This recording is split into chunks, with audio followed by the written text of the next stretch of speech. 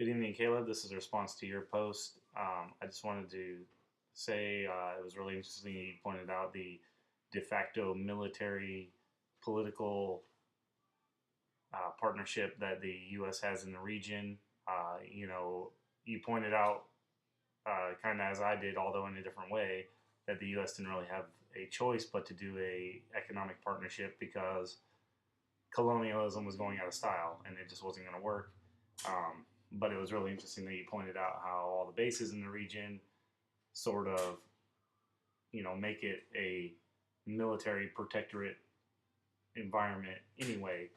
Um, and I think there's something to that. In my response to Jonathan's post, I said the same thing that, of course, when it comes to the Middle East, I mean, it's not a small thing to say that it's the lifeblood of our economy, that it powers us and energizes us in times of peace and in war, and so it's a very important region. So when the U.S.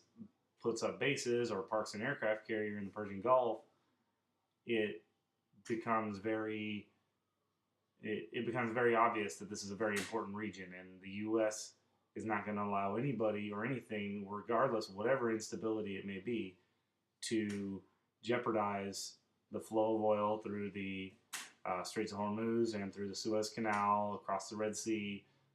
We are absolutely always going to be always interested in that region and those waterways, regardless, by the way, to the argument of those who might say, well, if we had our own oil, then we wouldn't have to worry about the region.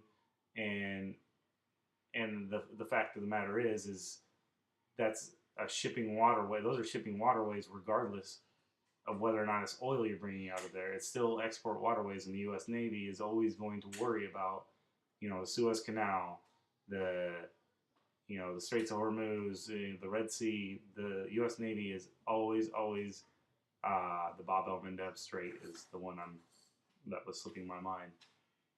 These straits and waterways are key geographic features on Earth that the U.S. Navy, regardless of where the oil is coming, regardless of 40, 50 years from now, we find some alternative energy source that oil becomes all but irrelevant.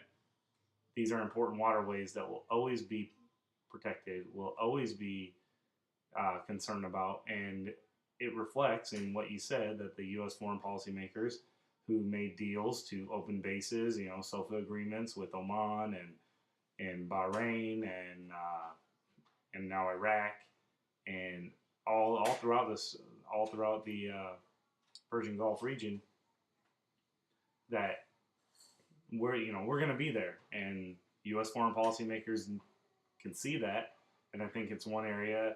Plus, it's a realist argument to say that yes, the U.S. is worried about oil, and the U.S.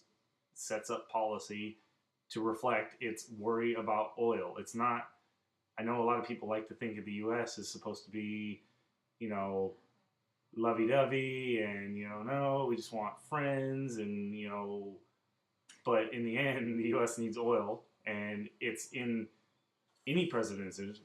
The water's boiling, then any president's interest, whether it be the President Obama or President Bush, it's in every president's interest to worry about oil in the region and to create policy and execute policy to that end.